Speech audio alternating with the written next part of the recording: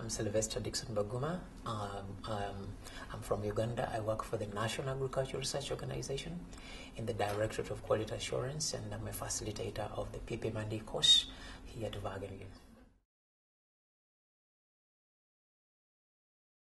I think from the presentation of Michael Patton, development evaluation is useful. And I think I have to say right away that indirectly or unconsciously, we have been preaching development evaluation in the course, because we're saying development is not easy to come by. It's not just a 1, 2, 3 step recipe. We have to navigate for impact. Yeah, so that means we have to continuously changing our strategies, and when we change strategies, also other things fall in place. They have to change automatically. You have to change the performance questions. You have to change the baseline. You have to update the baseline.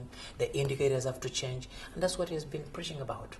So to me, the way to apply this is continuously advocate for, the development partners being flexible, not always to impose methodologies, that you need to use this methodology to measure impact.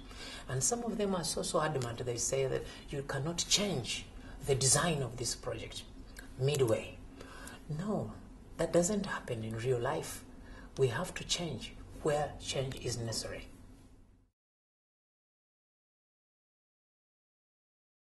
My concerns are mainly on the indicators, how people perceive indicators when it comes to developmental evaluation.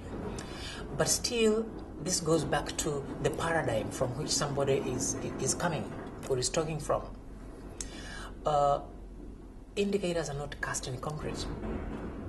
They should change, as the situation dictates.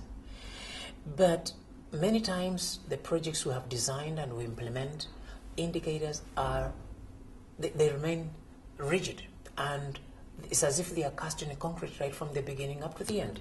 Now, development evaluation requires that indicators change as and when there's need for change. Now, this is where my concern is. How do we then inculcate or make people aware, have more knowledge and skills of how to go about development evaluation amid this changing and complex environment with these so-called rigid indicators? Take an example of IFAD. They have the RIMS. RIMS, they are already set indicators for a number of countries to work with. But situations are different. Yeah, if situations are different, then things must change. So that's my major concern. How do we make it really sink in the people's minds, including development partners, that we have to be flexible?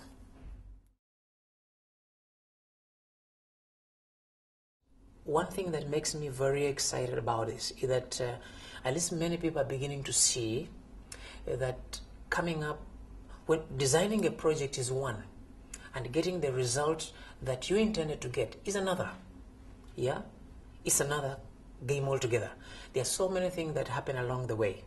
And so when we fail, we shouldn't think bad that we have failed. Because no one wants to be wrong, yes, but it's also the perception you have about failure.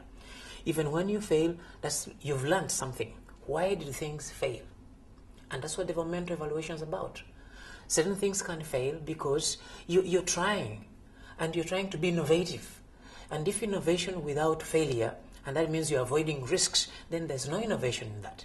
So one thing I like about it is the emphasis on being innovative all the time, being creative all the time, and not being bothered by risks and failures. These are bound to be part of the game.